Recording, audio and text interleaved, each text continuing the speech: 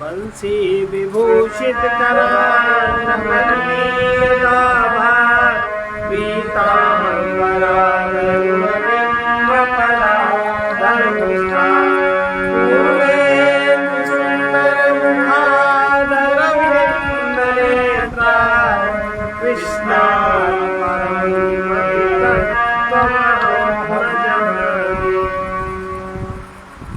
आदि शंकराचार्य जी द्वारा विरचित आत्मबोध का 46वां तत्स्वरूपानुभवात्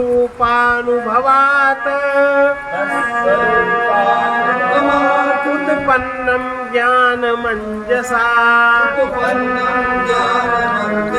अहं ममेति चाज्ञानम् बाधते दिग्भ्रमादिवत्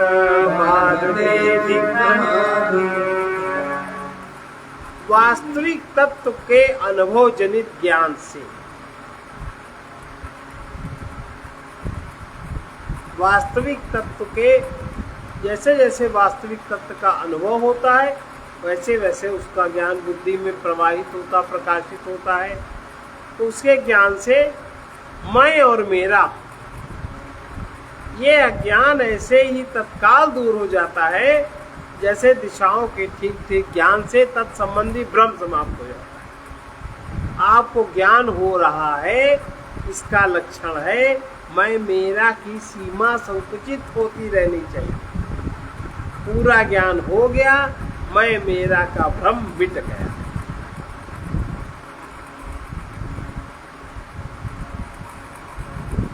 समता आ गई। वास्तविक तत्व के अनुभव जनित ज्ञान से वास्तविक तत्व का जब अनुभव होता है ज्ञान जब बुद्धि में होता है तो मैं और मेरा यह ज्ञान ऐसे ही तत्काल तुरंत दूर हो जाता है जैसे दिशाओं के ठीक ठीक ज्ञान से उस दिशा संबंधी भ्रम दूर हो जाता है। जैसे जैसे और मैं और मेरा जैसे जैसे घटेगा वैसे वैसे आपके विकार मन में नहीं रहेंगे, कामनाएं क्षीण पड़ेंगी, क्रोध कम पड़ेगा, लोभ नहीं रहेगा, अभिमान अहंकार नहीं रहेगा, मन निर्मल होता जाएगा। तो मन में भी वही ज्ञान प्रकाश पड़ता जाएगा, मन भी निर्मल होता जाएगा, शांति और तथ्य का अनुभव होगा। फिर तो विकार ओढ़ने का मन ही नहीं करेगा। काहे को विकार ओढ़े, कोई मतलब ही नहीं है विकारों का। अगर हम ठीक ठीक प्राकृतिक न्याय ज्ञान हो जाता है तो प्राकृतिक न्याय भी ठीक ठीक समझ में आने लगता है। फिर उसमें इफ एंड बैट समाप्त।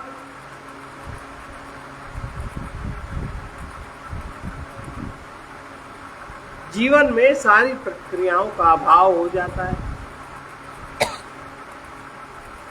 वास्तविक तत्व का ज्ञान और साक्षात्कार जनित अनुभव ये चीज मुख्य है।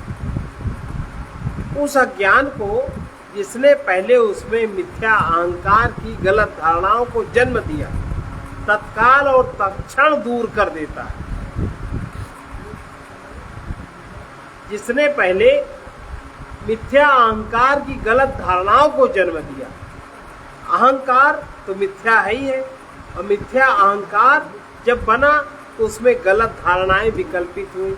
जैसे रस्सी की जगह जब बुद्धि में सांप आया तो सांप के आने से गलत धारणाएं भी उत्पन्न हो गई।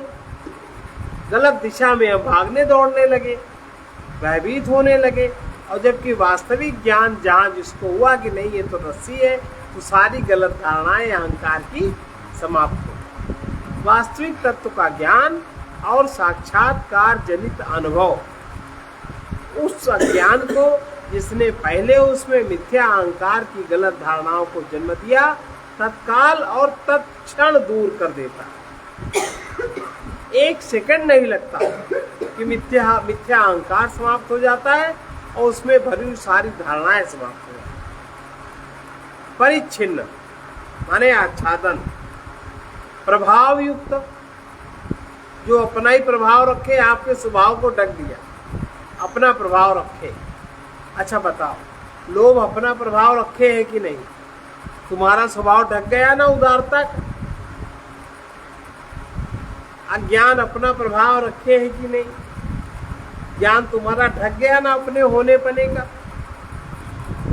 ममता अपना प्रभाव रखे है कि नहीं? समता गई कि नहीं गई? जो तुमसे संबंधित प्रवाह है वो समाप्त हो गया, और जो परिच्छिन्न प्रभाव युक्त जो विकृत व्यक्तित्व की मिथ्या धारणा कि प्रत्येक व्यक्ति में कर्ता भाव और स्वामी भाव अर्थात मैं और मेरे के भावों का कारण है, विकृत मानसिकता, परिच्छिन्न प्रभाव युक्त विकृत व्यक्तित्व की यह मिथ्या धारणा ही प्रत्येक व्यक्ति में कर्ता भाव और स्वामी भाव अर्थात मैं और मेरे के भावों का कारण है। जब किसी नए नगर में हम जाते हैं तो यह पूर्व दिशा है, यह पश्चिम दिशा है। यह भ्रम हो जाता है, तो दिशाओं का ठीक ठीक पता लगाने के लिए जहां से सूर्योदय हो रहा है, जिस तरफ से सूर्योदय मदद कर सकता है, जिधर सूर्योदय है सूर्यदेव की तरफ मुंह करके खड़े हो जाओ, हो जाएगा सारी दिशाओं का ज्ञान की नहीं।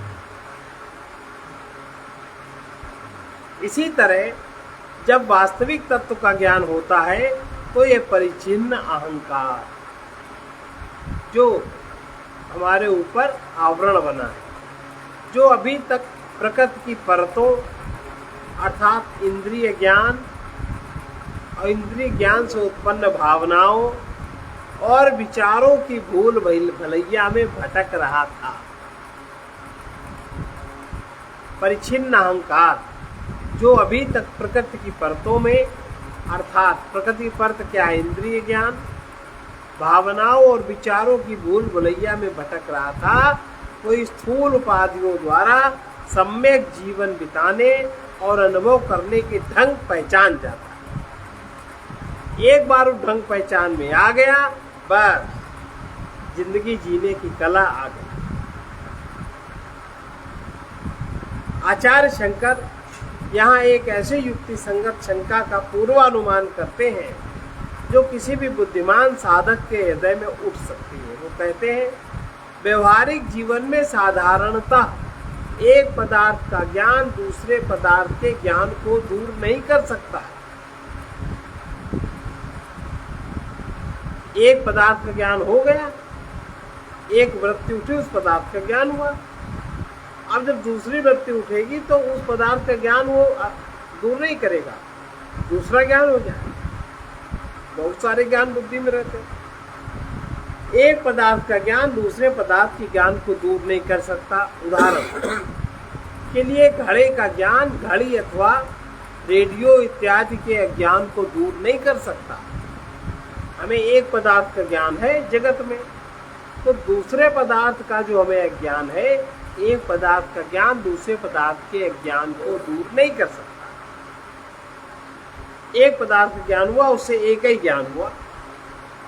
किंतु यहाँ इस श्लोक का भाव यह है कि जब आत्म साक्षात्कार होता है, आत्म साक्षात्कार जनित ज्ञान, अज्ञान जनित मैं और मेरे की मिथ्या धारणाओं, जितनी भी मिथ्या धारणाएं सब दूर हो जाएंगी।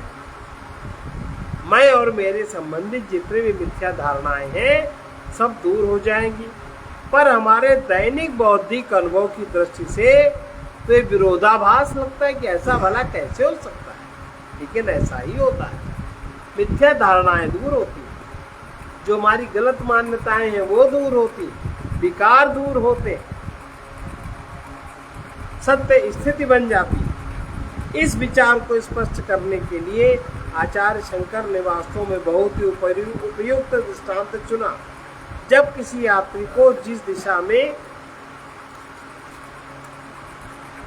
वो जा रहा है उसके संबंध में जब भ्रम हो जाता है और पूछताछ करने पर यदि कोई स्थानीय व्यक्ति पश्चिम दिशा की ओर संकेत करता है तो इससे होने वाला ज्ञान दक्षिण पूर्व उत्तर दिशा संबंधी अज्ञान को भी तत्काल एक दिशा का ज्ञान हुआ नहीं कि जो अन्य दिशाओं का सारा ज्ञान दूर हो जाता है। क्योंकि ऐसा इसलिए है कि उस ज्ञात दिशा के साथ अन्य दिशाओं का निश्चित संबंध है और यात्री उस दिशा की मदद से किसी स्थानीय व्यक्ति की सहायता के बिना ही अन्य 3 दिशाओं का स्वतः पता लगा सकता है। इसी तरह आत्मज्ञान होने पर उसके साथ ही साथ हमें अपने आसपास जो हमारे आसपास दृश्य जगत और जो भौतिक परतों के साथ अपने ठीक ठीक संबंधों का, जो दृश्य जगत है, जो भौतिक जगत है, उसकी परतों से अपने ठीक ठीक संबंधों का सम्यक ज्ञान हो जाता है। कब? आत्मज्ञान होने पर। और अभी हमें सम्यक ज्ञान नहीं, अभी तुम्हारी मान्यता है। मानते मानते कितना दिमाग में ग्रंथियां बन जाती हैं। इसी तरह आत्मज्ञान होने पर उसके साथ ही साथ हमें अपने आसपास के दृश्य जगत और भौतिक परतों के साथ अपने ठीक ठीक संबंधों का सम्यक ज्ञान हो जाता है। जब आत्मा का बाहर और भीतर एक समान सर्वव्यापक सत्ता के रूप में अनुभव हो जाता है तो अहम और मम, अहम माने बुद्धि में उठती हुई वृत्ति और मम माने मन में उठती हुई वृत्ति। अहम माने मैं और मम माने यह, इदम। ये दोनों धारणाएं अर्थहीन और मिथ्या दिखाई पड़ती हैं। फिर इनका हमारे जीवन में कोई उपयोग नहीं दिखता। दिशाएं तो सदैव हैं ही, चाहे हम उन्हें जाने या न जाने। जब तक हम भ्रमित हैं, हम पूर्व को पश्चिम इत्यादि मानते हैं। सम्यक ज्ञान से हमें दिशाओं की ठीक ठीक पहचान हो जाती है। इसी तरह आत्मानुभव होने पर हम जगत के प्रति अपने संबंध अधिक संतुलित, सौहार्दपूर्ण, सुनिश्चित आधार पर स्थापित करने के योग्य हो जाते हैं। अभी हमारा संबंध नहीं है, अभी हमारा मोह है, तुमसे हमारा काम चलेगा तो हम तुम्हारे पैर छू रहे हैं। अभी कोई संबंध नहीं है, अभी तुम एक दूसरे को मूर्ख बनाए, अभी संबंध नहीं है। और अभी संबंध की गरिमा हम जानते भी नहीं।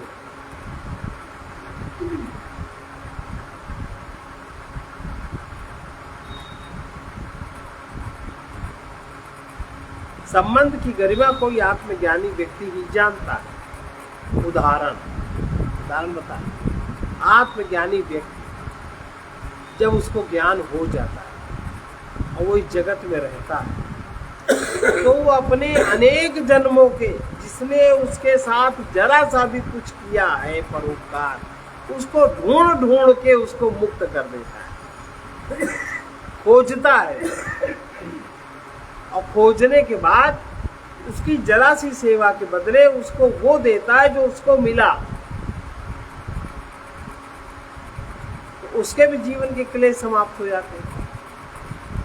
वो ढूंढता। तो वाकई संबंध का ज्ञान किसी ज्ञानी को है कि अज्ञानी को है? और उसके विपरीत यहाँ क्या है? संबंध। आपका विवाह होकर जिससे आया उससे अगर धन कम मिला, तलाक के लिए तैयार हो। आप उस परिवार परिकर को अपना नहीं मान सकते, आप कोई सेवा नहीं कर सकते, आप हड़बड़ उत्पन्न करते हो। कोई निश्चित व्यवस्था जो चल रही थी उस व्यवस्था में आप हड्डबड्ड उत्पन्न कर देते हो। उस एक परिवार में जो सबका बराबर संतुलन था, आपके आने से संतुलन बिगड़ जाता है, बिगाड़ देते हैं। सांसारिक संबंध ये, कोई महिला आई वो अपने पति को अपने कमरे में ही बंद कर ले, घर वालों से मिलने ही न दे। अधिकार, कब्जा, अहंकार। कहो पति पत्नी को बंद करने, वो उसके संबंधों से मिलने ही न दे। पागलपन होता है कि नहीं? ये कोई संबंध है? जहाँ प्रेम न रहा, जहाँ शांति न रही, जहाँ खुशी न रही, जहाँ देना न रहा, जहाँ उदारता न रही, जहाँ सहृदयता न रही, तृप्ति संतुष्टि न रही, वो कोई संबंध है? तो असली संबंध तुम आत्मा जानता है निर्वाह करना, संबंध भी जानता है, पहचानता भी है, उसका निर्वहन भी जानता है। और भी महात्मा जो आत्मज्ञानी है, वही महात्मा है ही जो आत्मज्ञानी है। तब उसको वही बात शंकराचार्य जी कह रहे हैं कि जब तक हम भ्रमित हैं तब तक हम कुछ भी माने, पूर्व को पश्चिम माने, पश्चिम को उत्तर माने, दक्षिण माने, बुरे को अच्छा माने, अच्छे को बुरा माने। सम्यक ज्ञान हमें जब हो जाता है तो ठीक ठीक हमें पहचान होने लगती है। इसी तरह आत्मानुभव होने पर हम जगत के प्रति अपने संबंध अधिक संतुलित दृष्टिकोण से सुनिश्चित आधार पर स्थापित करने योग्य हो जाते हैं।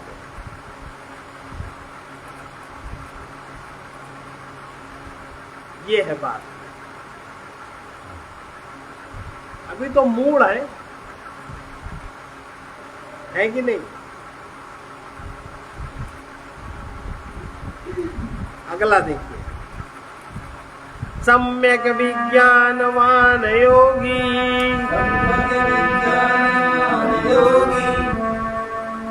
स्वात्मन्येवाखिलं जगत् एकं च सर्वमात्मानं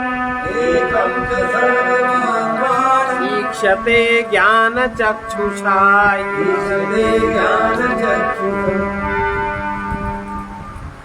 सम्यक ज्ञान, आत्मज्ञान प्राप्त योगी, जिसको सम्यक ज्ञान हो जाता है, जिसकी ज्ञान दृष्टि खुल जाती है। ज्ञान दृष्टि माने जिसको यथार्थ दिखने लगता है, जड़ को जड़, चेतन को चेतन।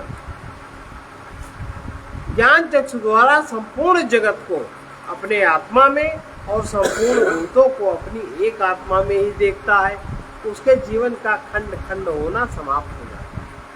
वो योगी जिसने सम्यक आत्म अनुभव कर लिया है, जिसने मन को एकाग्र करने की कला प्राप्त कर ली है, जिसका मन शुद्ध हो गया है, उसको सर्वत्र आत्मदर्शन ही होता है। वही महात्मा है।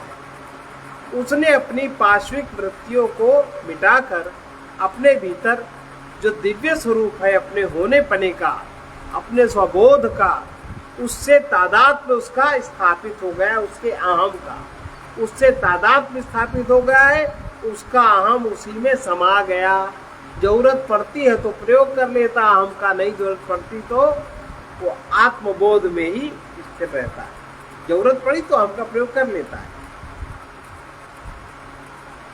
लेकिन उसका अहम आकारों में बद्ध नहीं रहता, वो स्वतंत्र हो जाता है और अपने मन बुद्धि, उसका मन और बुद्धि स्वतः संयत हो जाते हैं। अब वो बाह्य संसार के विषयों के विक्षोभकारी, जो बाह्य संसार में विषयों का मन में क्षोभ उत्पन्न करने वाला जो आकर्षण है, उससे उसकी मुक्ति हो गई, अर्थात वो मुक्त हो गया।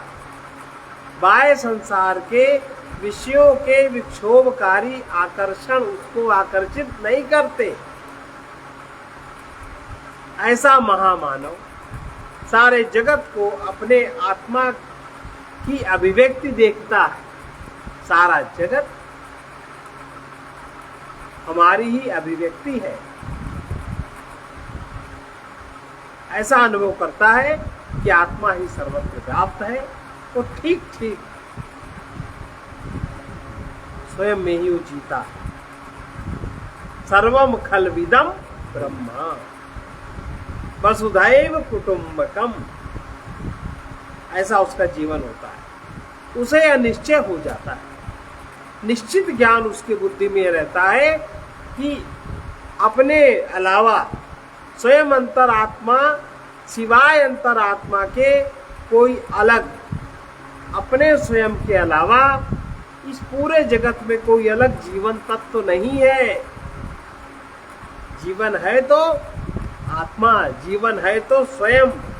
जीवन दानी शक्ति चाहिए तो स्वयं में स्थिर होना सीखना है। और न ही आंतरिक विभिन्न अनुभवों का कोई अलग प्रकाशक है। मन बुद्धि आदि कुछ भी अलग नहीं है। जैसे सब आभूषणों में एकमात्र सोने का अनुभव होता है, इसी तरह जब ज्ञान चक्षु खुल जाते हैं तो अपने भीतर और बाहर, यहाँ और वहाँ सब कहीं परम सत्ता को ही सर्वव्यापक तत्व के रूप में अनुभव करता है। अभी तक अहंकार, अहंग में जो उसने आकार को स्वीकार कर लिया, अहम में जो उसने मम को स्वीकार कर लिया, इदम को जो स्वीकार कर लिया, अर्थात जीवात्मा, जीव भाव आ गया, सीमित भाव आ गया, द्वैत भाव आ गया। जीवात्मा माने सीमित भाव, द्वैत भाव, अलग अलग भाव, ये उसके बंधन का कारण था। मैं यह हूँ, तुम वह हो, ये उसके बंधन का कारण था। और जो परिच्छिन्नताओं के कारण अनेक प्रकार के कष्ट उठा रहा था। तो अहंकार का दुखी और सुखी होने का अभिमान, छोटे और बड़े होने का अभिमान आत्मज्ञान द्वारा चूर चूर हो जाता है। अहंकार का अहंकार चूर चूर हो जाता है, नष्ट हो जाता है।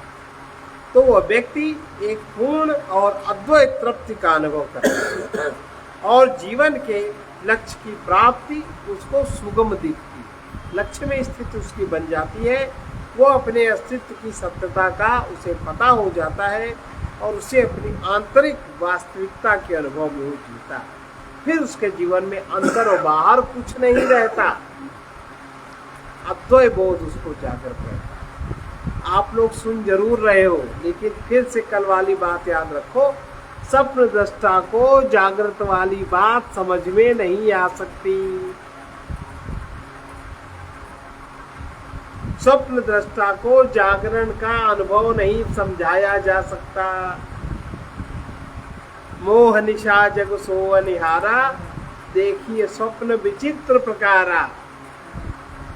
भले ही सुनो, पल्ले नहीं पड़ेगा ये सब।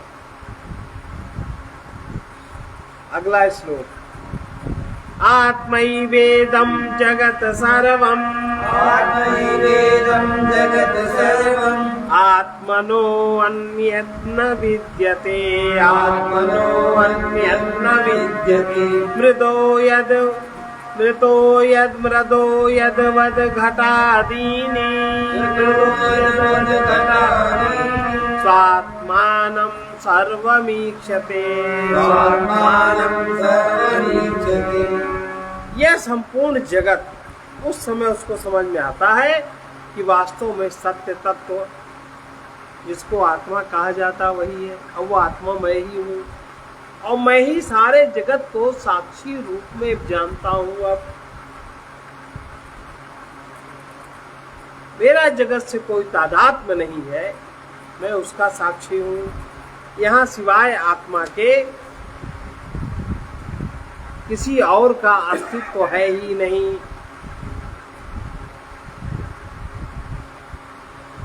जैसे घटादि मिट्टी ही है, इसी तरह आत्मज्ञानी सब कुछ आत्म स्वरूप ही देखता है। कहता नहीं है कि हम तो आत्म स्वरूप तुमको देख रहे हैं, कि अब हमका तो वही सुईगा वही कुछ नहीं। केवल वो अंदर अंदर उस आनंद को, उस रस को अनुभव करता है और सबसे अपने को छिपा के रखता है, छपा के नहीं रखता, छिपा के रखता है। संपूर्ण अनुभव लोक स्वात्मा की अभिव्यक्ति के सिवाय कुछ और भी नहीं है, तथा उस परम सत्ता के परे किसी और का अस्तित्व है भी ऐसा वो नहीं जानता, अर्थात नहीं है, जिसके बारे में पहले चर्चा हो चुकी।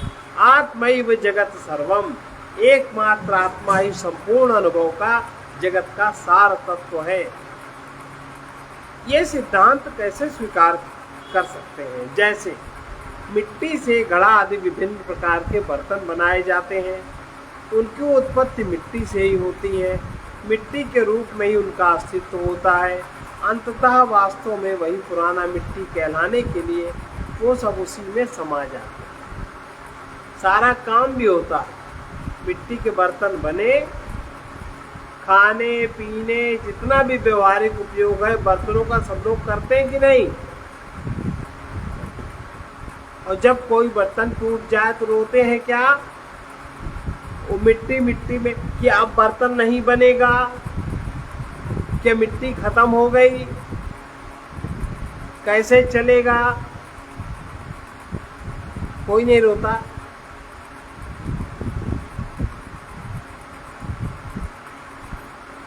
दूसरा उपयोग करता है, अंततः वो मिट्टी में ही समा जाती है और वही पुरानी मिट्टी कहलाने के लिए उसी में समा जाती है। बिना मिट्टी के इन विभिन्न आकारों और रूपों की अभिव्यक्ति संभव नहीं।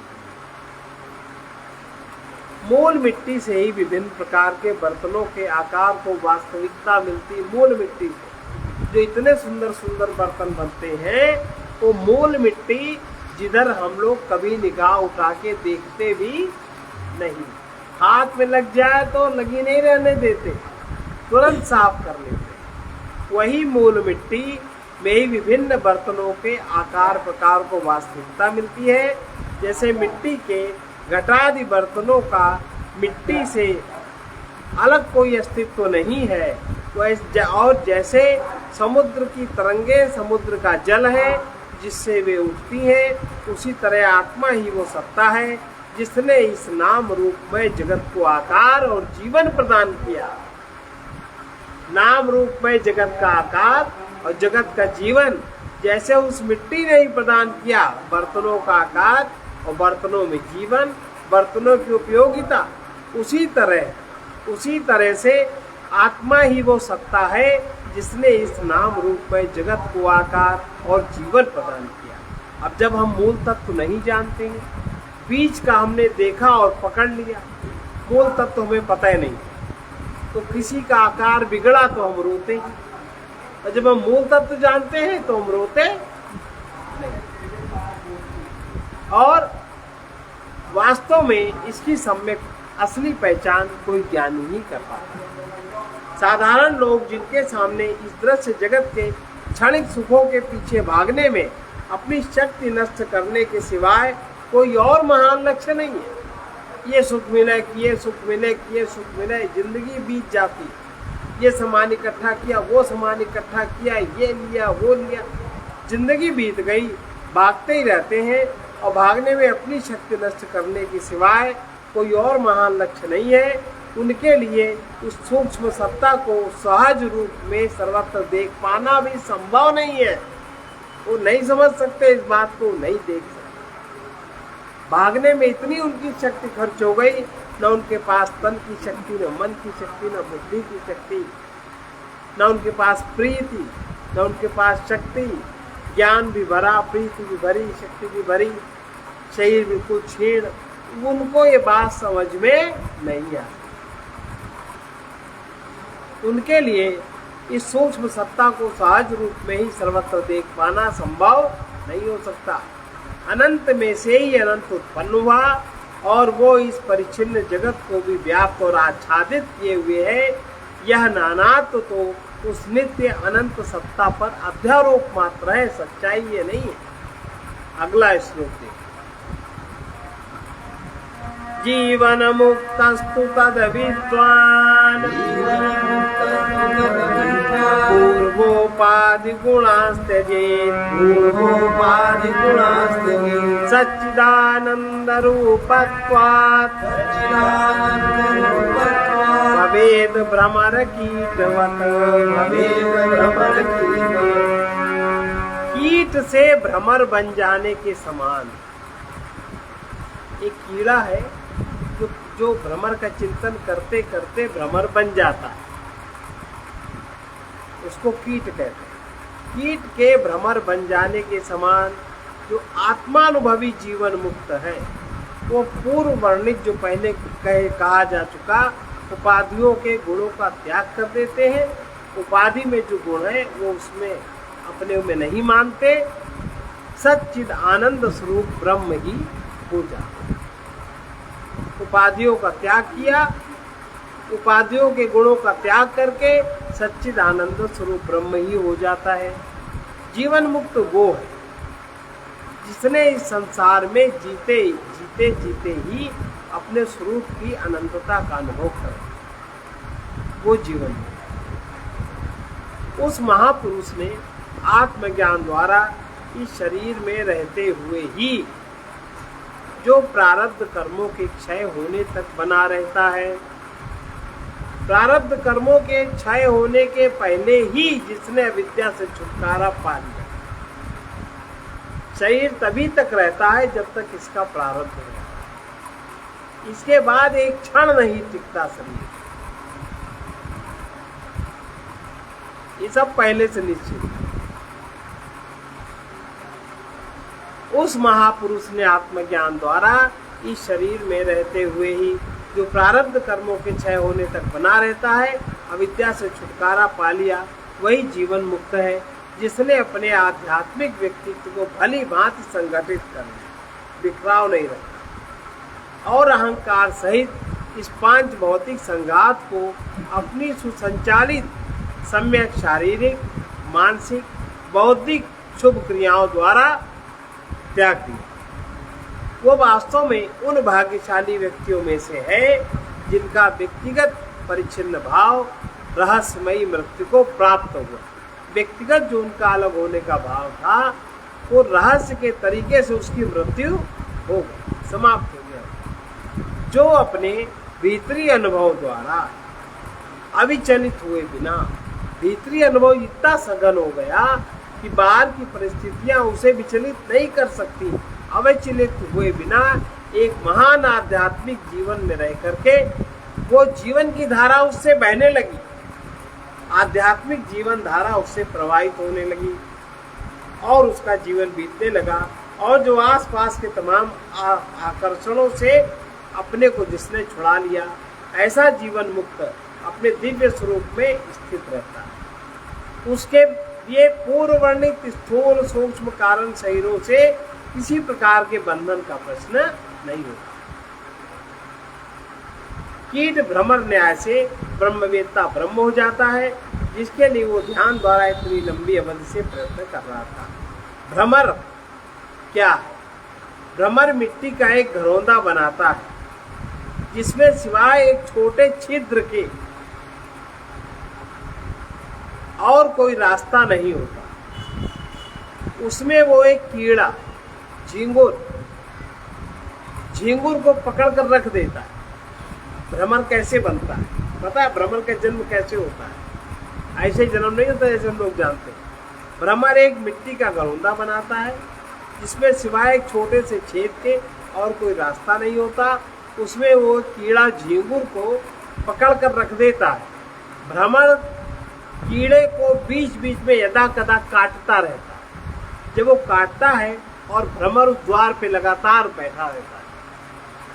भय तथा पीड़ा से आक्रांत वो असहाय कीट निरंतर बाहर की ओर ताकता रहता है, जहां भ्रमर का भयानक मुख उसे पुनः काटने के लिए तैयार खड़ा रहता है। जब वो कीट भ्रमर के स्वरूप और स्वभाव का इस प्रकार अनन्य भाव से ध्यान करता है, भय के कारण इस प्रकार से उसका ध्यान करता है, तो उसके भ्रमर की तरह पंख उगने लगते हैं। इतना वो ध्यान करता है और उसका पूर्णतया रूपांतर होकर वो स्वयं भ्रमर ही बन जाता है। इसी प्रकार जब योगी अपने भौतिक पक्ष का निषेध कर आत्मबोध में उतरता है, दीर्घ काल तक आत्मा के दिव्य स्वरूप में स्थित रहने पर, उसके स्वरूप का चिंतन करने पर वो कीट के समान अहंकारमय परिच्छिन्न व्यक्तित्व का त्याग हो जाता है और वो आत्म स्वरूप ही हो जाता है। अगला तीर्वा मोहारणम हत्वा, तीर्वा मोहारणम हत्वा, तीर्वा मोहारणम हत्या राग द्वेषादि राक्षसान्, योगी शांत समायुक्तः, आत्मा रामो विराजते। आत्मा रामो विराजते। अगर मोह सागर को पार करना चाहते हो, मोह सागर को पार करने और राग द्वेष रूपी राक्षसों को मारने के पश्चात, मोह सागर को पार करना है तो पहले राग द्वेष को मारो। भाई किसी से मोह है, मोह किसी से क्यों है? कि वो हमें सुख देता है, वो मेरा है तो हमें सुख देगा। आज हमें इसके साथ ये करना चाहिए, कल ये हमको सुख देगा। राग हुआ ना, ये मेरा नहीं है, ये हमें सुख नहीं देगा, हट भाग। ये क्या हुआ? द्वेष हुआ, जो मेरे काम नहीं आने वाला।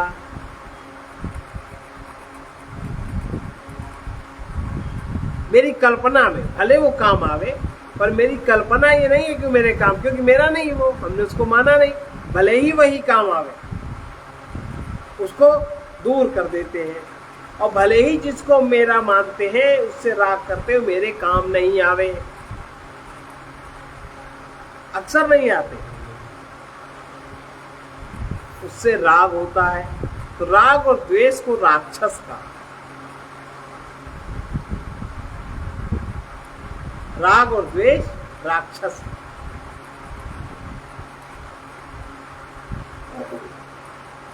छोटी छोटी बातों में राग द्वेष रहता हम लोगों को।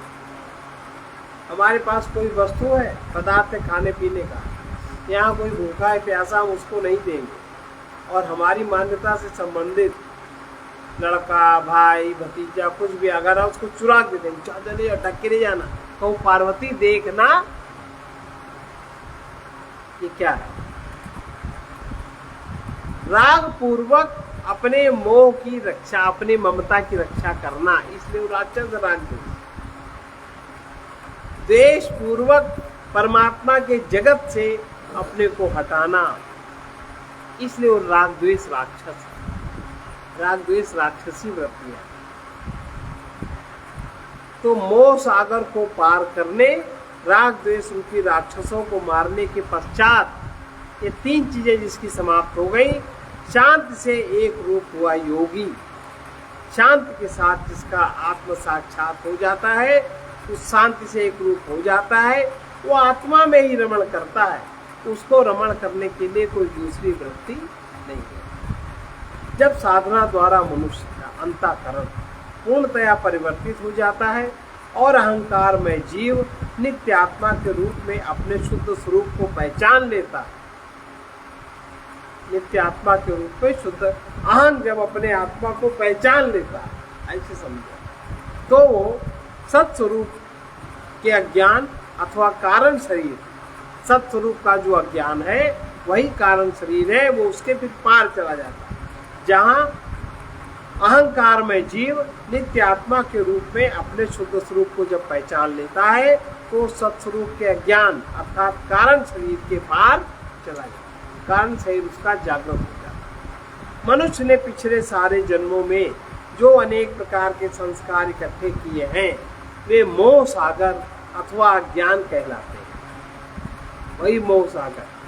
जब योगी ध्यान साधना द्वारा आत्मा के स्वयं प्रकाश स्वरूप का साक्षात्कार करता है, तो निसंदेह वो सत्य संबंधी सब प्रकार की भ्रांति को परिणामतः अपने अज्ञान संबंधी मिथ्या धारणाओं को लांघ जाता है।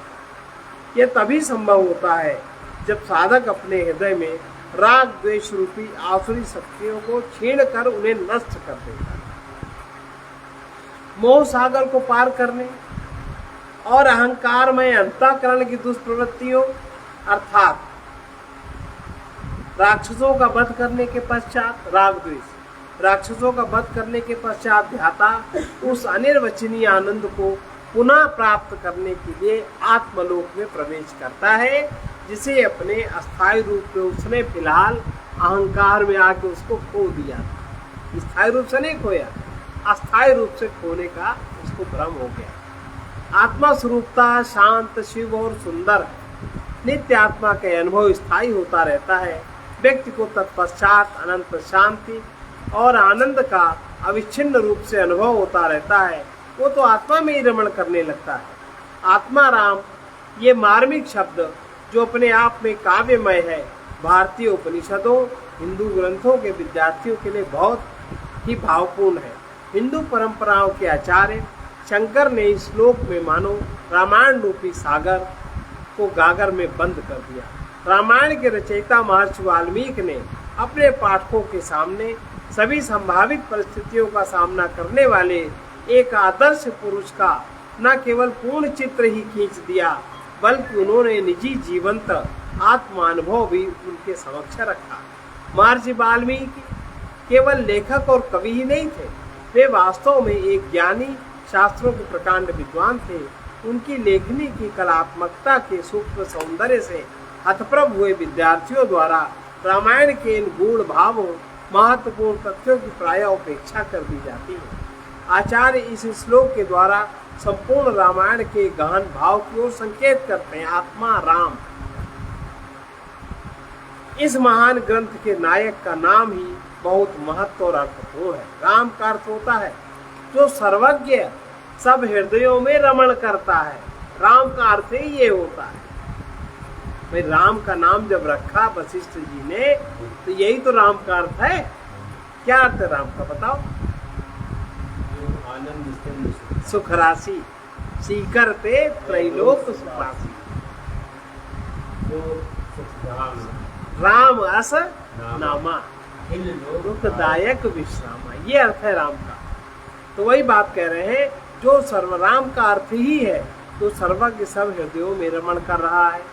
आत्मा रूपी राम अपने वास्तविक स्वभाव शांत रूपी सीता के साथ विवाह सूत्र में बंध अपनी राजधानी अयोध्या और वनवास, इन दोनों जगह अविचलित संभाव के साथ आनंद पूर्वक विहार करते हैं। उनके दुखों का आरंभ तो तभी होता है जब उनकी प्रियतमा शांति 10 सिर वाले राक्षस रावण के हाथों में पड़ जाती है। रावण मनुष्य के पार्श्विक स्वभाव का प्रतीक है, जिसके आज भी 10 सिर है, 5 ज्ञानेंद्रियां और 5 कर्मेंद्रियां।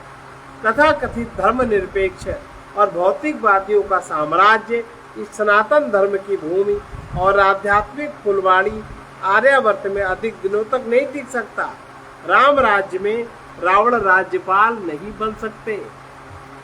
तब राम को अपनी शांति स्वरूपा सीता की खोज में अनिवार्य रूप से समुद्र पार कर लंका पहुंचना होगा और राक्षसी शक्तियों का संहार करके अपनी खोई हुई शांति अर्थात सीता को पुनः प्राप्त करना होगा।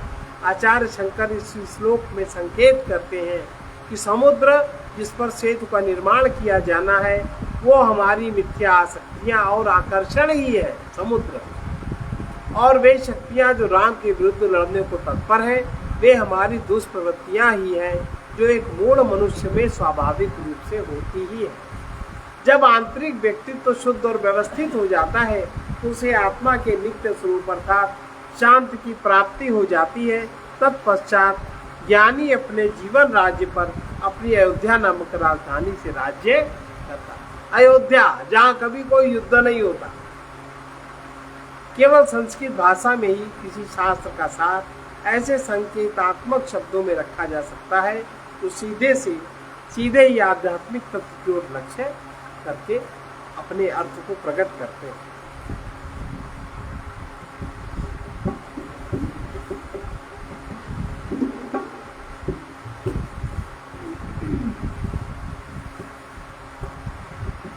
वो प्रियतम जो अनुपम सुंदर, वो प्रियतम जो अनुपम सुंदर, शांति सुशोभित छवि श्री मुख की, शांति सुशोभित छवि श्री मुख की, चितवन में धाराएं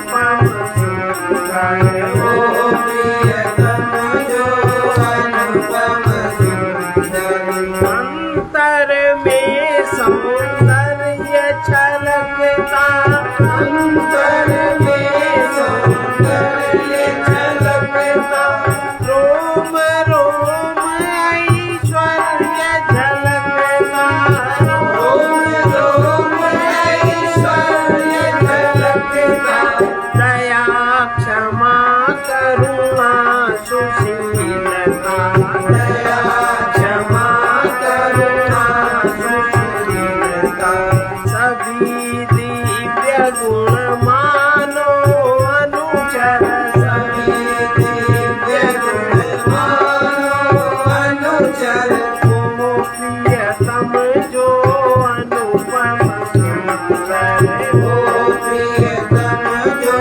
अनुपम सुंदर उसका सब भय को जाता है उसका सब भय खो जाता है जीवन शीतल हो जाता है जीवन शीतल हो जाता है जिस पर भी वो पड़ जाते हैं जिस पर भी वो पड़ जाते हैं प्रभु के कोमल उभय कमल कर प्रभु के कोमल उभय कमल कर को प्रियतम जो अनुपम सुंदर ओ प्रियतम जो अनुपम सुंदर सभी रूप में सभी नाम में सभी रूप में सभी नाम में सभी देश में सभी धाम में सभी देश में सभी धाम में भक्तों की पुकार को सुनकर भक्तों की पुकार को सुनकर देते रहते हैं अभीष्ट वर देते रहते हैं अभीष्ट वर वो प्रियतम जो अनुपम सुंदर ओ प्रियतम जो अनुपम सुंदर दीन बंधु वे कहलाते हैं दीन बंधु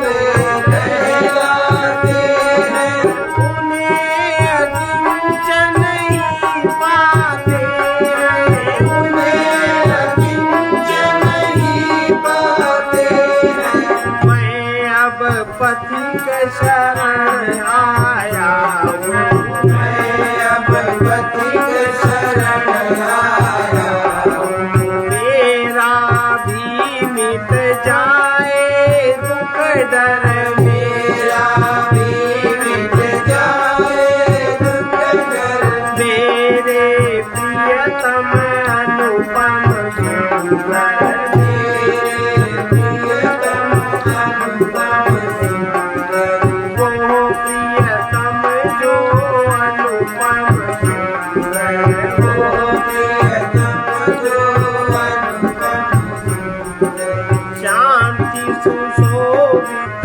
छवि मुख की शांति सुशोभित छवि श्री मुख की चितवन में धाराएं सुनके चितवन में धाराएं सुनके परम तृप्ति कर सुधर सलोने परम तृप्ति कर सुधर सलोने दोनों नयन नेह के निर्जल निर्जल वो प्रियतम जो अनुपम सुंदर वो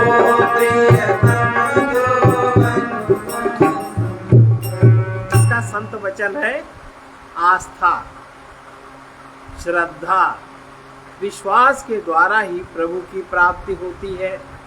विश्वास उसी पर करो जो पूर्ण है, नित्य समर्थ हो। प्रभु को अपना स्वीकार किए बिना, अपनत्व भावना बिना प्रभु के प्रति प्रेम नहीं होता। सर्वे भवन्तु सुखिनः, भवन्तु सुखिनः, सर्वे सन्तु निरामयाः, सर्वे सन्तु निरामयाः, सर्वे भद्राणि पश्यन्तु, सर्वे भद्राणि पश्यन्तु, मा कश्चित् दुःखभाग् भवेत्, मा कश्चित् दुःखभाग् भवेत्। कृष्णाय वासुदेवाय, कृष्णाय वासुदेवाय, हरये परमात्मने, हरये परमात्मने, प्रणतः क्लेशनाशाय, क्लेशनाशाय, गोविन्दाय नमो नमः। गोविन्दाय नमो नमः। असतो मा सद्गमय, असतो मा सद्गमय, तमसो मा ज्योतिर्गमय, तमसो मा ज्योतिर्गमय, मृत्योर्मामृतं गमय। मृत्योर्मामृतं गमय। ॐ पूर्णमदः पूर्णमिदं पूर्णात् पूर्णमुदच्यते, पूर्णस्य पूर्णमादाय पूर्णमेवावशिष्यते। ॐ शान्ति शान्ति शान्तिः।